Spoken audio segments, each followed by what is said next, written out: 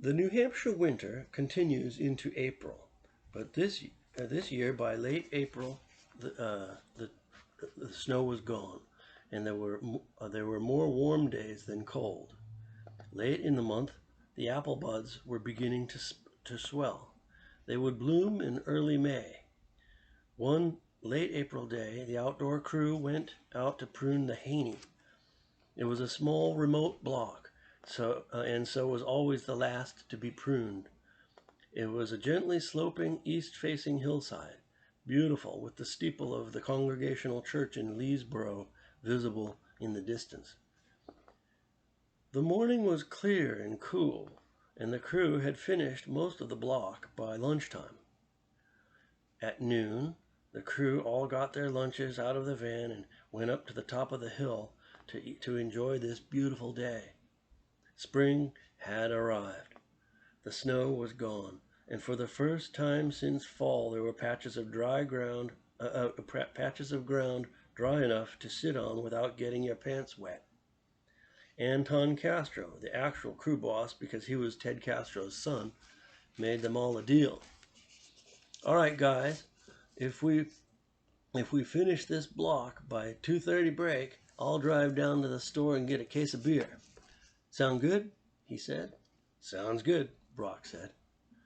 This was exciting for Stephen. He was only 19, and beer was illegal for him, but he suspected that Anton didn't care about that.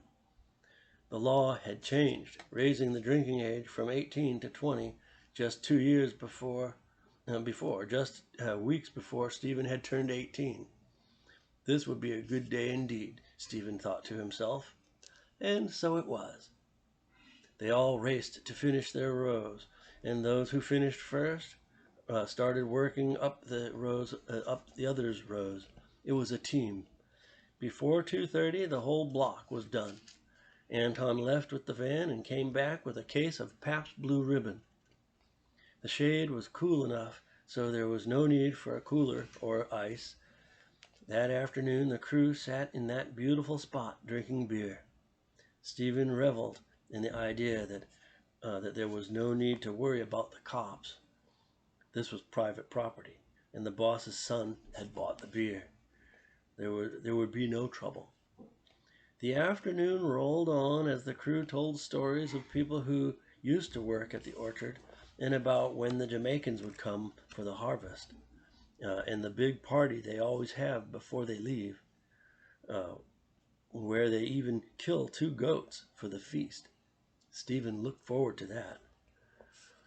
As the afternoon sun sank lower in the sky, amber light bathed the village below, and the pruned apple trees looked like dancing skeletons in the foreground, with their top branches extending above the shadow into the light.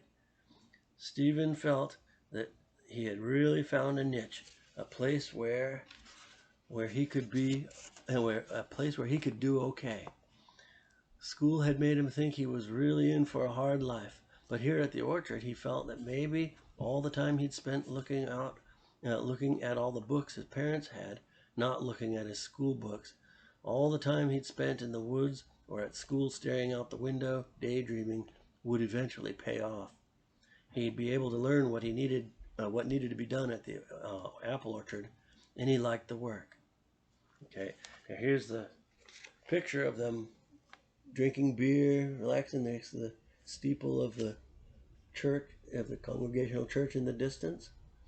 So that's okay. Stephen looked forward to all the things he would be learning in the important months to come, as he knew from books that springtime was the most sensitive time at the orchard. The flowers would come soon, and at that time the crop could easily be destroyed by a late frost or by all manner of insects or diseases. He knew that from reading it in books, but now he was in a position to see it for real. Stephen felt a difference between reading about something and actually observing it. But for now, this was a purely pleasant afternoon at a very beautiful place. What a great day. Then Anton said, "Hey, Jesse, why don't you tell Stephen how you got that nickname?" Jesse rolled over onto his back, holding his beer can on his chest, looking up at the sky, and chuckled a little. He said, "Well, I guess I should tell you. I robbed a convenience store down in Connecticut. Pretty dumb, I know. I got caught. I held a cigarette lighter in my pocket like it was a gun and told the guy to give me all the money. He did. I grabbed it and took off on a dirt bike." "Wow," Stephen said, not knowing what else to say. The spring smell of sun-dried dead grass wafted pleasantly on the breeze. A smell Stephen had always loved, but had never been conscious of before. He noticed it now, but said nothing. Jesse continued his story. "I didn't even mean to actually rob the store. I was kind of just joking around just to see what the guy would do. But then when he took it seriously and started pulling out all the money, I figured, wow, that was easier than I expected. I grabbed it and made it all the way to Walpole, New Hampshire before they got me. I ran out of gas. I did a year in jail for that. I know it was stupid, but I never was too smart. That was like 4 years ago. Anyway, since then, everybody calls me Jesse." Stephen asked if he minded being called Jesse. "Please, call me Jesse," said Jesse. He chuckled, rolling over to get another can. Anton beamed at Stephen with a broad smile. "What do you think of that? Ain't that something?" Stephen was feeling the beer, and it felt good. Here was this guy, Anton, just as friendly as could be, and Jesse, the robber, also just as friendly, and Brock, a nice guy but serious. George was also very friendly. He told a story of when he'd accidentally cut his leg with a chainsaw while pruning. They were doing a block that had been abandoned for some years, and they were bringing it back into production. They had to do a lot of big cuts with chainsaws. George explained, "Yeah, I was up in this big Cortland tree. Cortlands are dangerous because the wood is pretty weak. I was out on this branch trying to do this cut way above my head. I was one-handing the saw like an idiot, and I cut right through that branch in a couple seconds, and just then, the whole branch I'm standing on breaks, and I go down into the snow, and the saw cut right into my leg." He gestured to just above his knee. "Cut right down to the bone. Boy, did that hurt." Anton joined in. "Yep, he threw away that saw and scrambled out from under that tree, all bleeding like hell, shouting for help. We all carried him down to the van and took him to the New Dartford Medical Center. He lost a lot of blood, but they fixed him up. Lucky for him, it missed the artery." George added, "Yeah, I was out of work for about 6 weeks from that. Had 26 stitches. Best vacation I ever had." That was 2 years ago. Stephen noticed that Bud was a few yards away, standing, looking at the view. He didn't really take part in the conversation so much. Just a second here.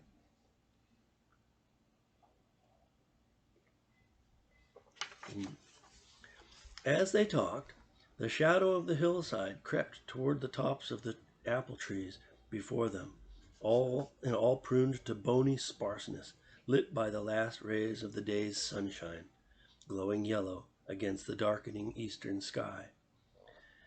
Cold, damp air descended like a breath off the hillside, carrying with it a thin mist. There was no wind. The heavy, cold air slid by its own weight slowly downward, thickening into a fog as it settled in the low edge of the orchard, and then the fog seeped into the leafless forest behind. Stephen had never seen such a remarkable display of light, shadow, sunshine, and fog, all making a show of such breathtaking visual harmony. But he kept that observation to himself. Then, breaking his reverie, Anton said, "Well, I hate to leave this place, but we better call it a day. Before the flower buds bloom, there's a time called bud swell. During bud swell, they start spraying miscible oil on the trees. That's a kind of oil that can be mixed with water. It seems sort of like cooking oil mixed with detergent. Brock explained that miscible oil does not contain any poison per se. It works by smothering certain insects like scale and apple maggot. This is the time of year when they get out all the big equipment.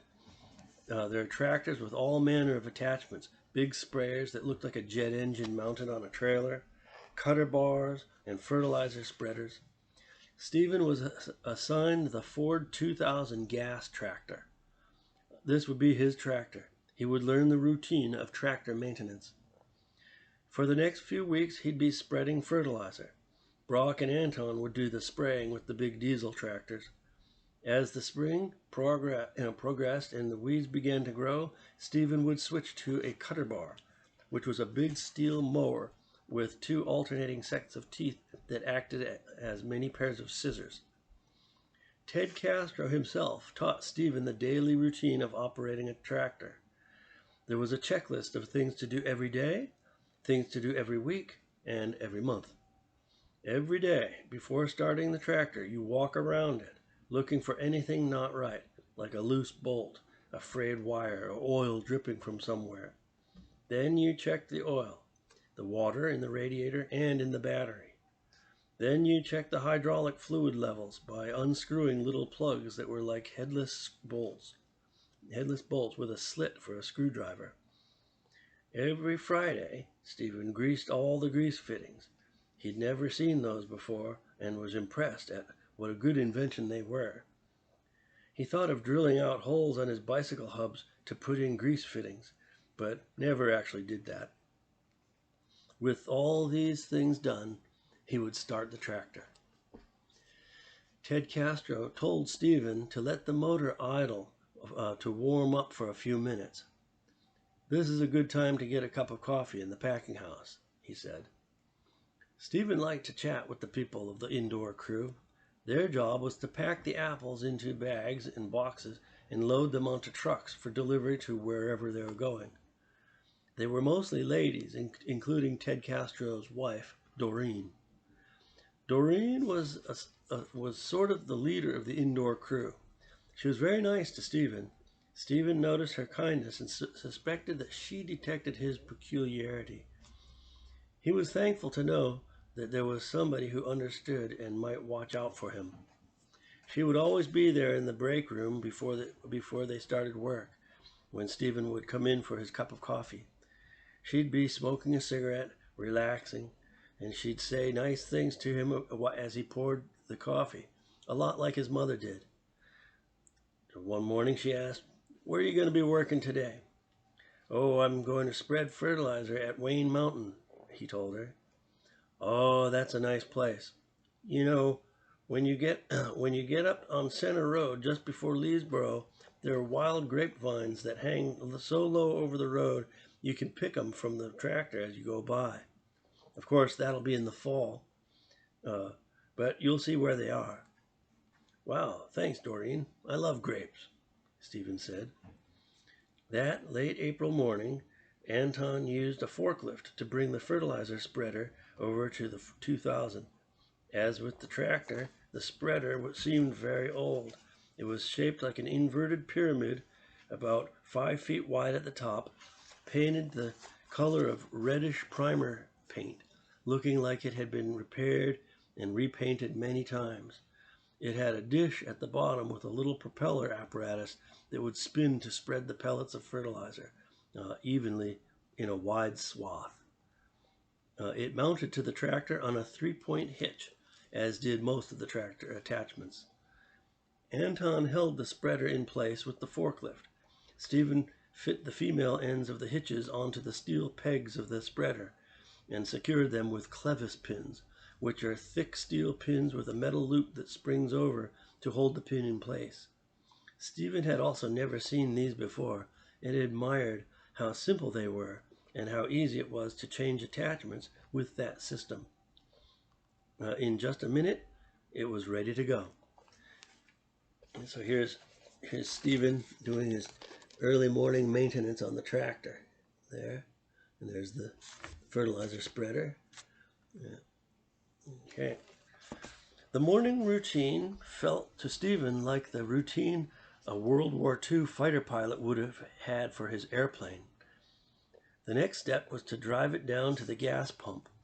The orchard had its own gasoline and a diesel pump. The procedure was to fill up the tractor and mark on the clipboard how much gas you put in. The clipboard hung from a string in its own little roofed box to protect it from rain. After fueling up, you drove down the driveway toward the road and waited for the others to fuel their tractors, and then all together the convoy of tractors would lumber onto the road and drive out to whatever block they were working that day, which Ted Castro would have directed. Some of the blocks were far away, maybe 6 or 7 miles. Stephen loved the ride to and from the orchard blocks. He felt a certain pride in driving a tractor on the road. That morning, Stephen's first day of spreading fertilizer, when he arrived at the block, Anton was waiting in the flatbed truck, on whose bed 2 pallets stacked with 80-pound bags of fertilizer waited to be unloaded.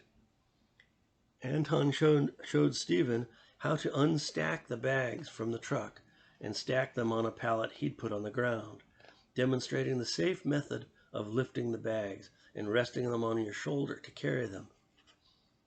Then he showed Stephen how to pour the fertilizer into the spreader, holding it by the top edge, tapping it on the ground so as to settle the pellets, cut the corner of the bag with a pocket knife, lift the bag by the uncut corner, hoist it onto your shoulder, and pour the fertilizer into the hopper.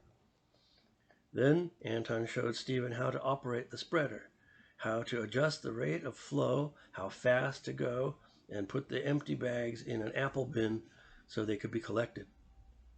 Stephen would drive the tractor slowly, steadily up one row and down the next until the hopper was empty.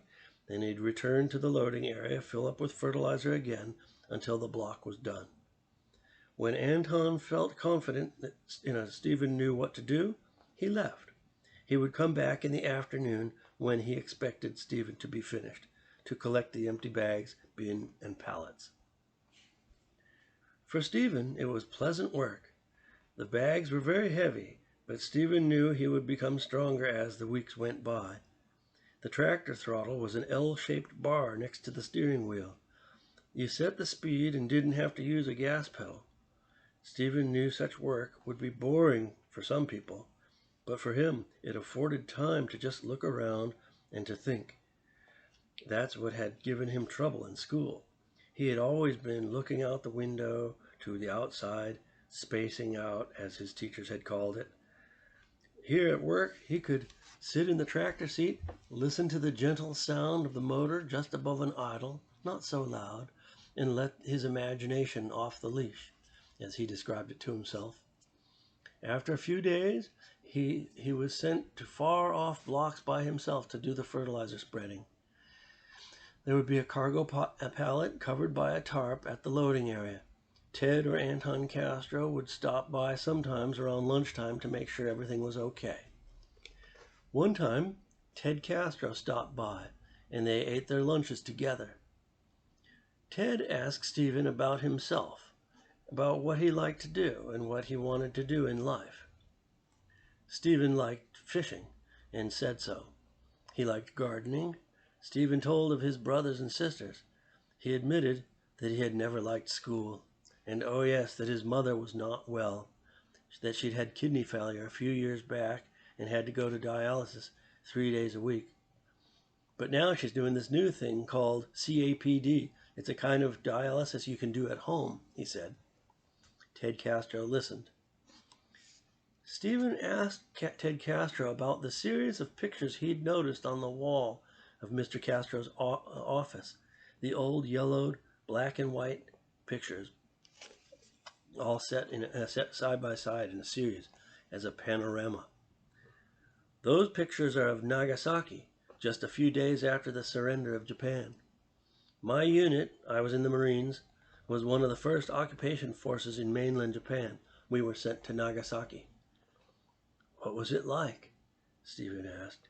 Ted Castro thought. What was it like? Well, it was like a destroyed city. One amazing thing was that in the few days since the bomb had been dropped, most of the rubble had been put into neat piles.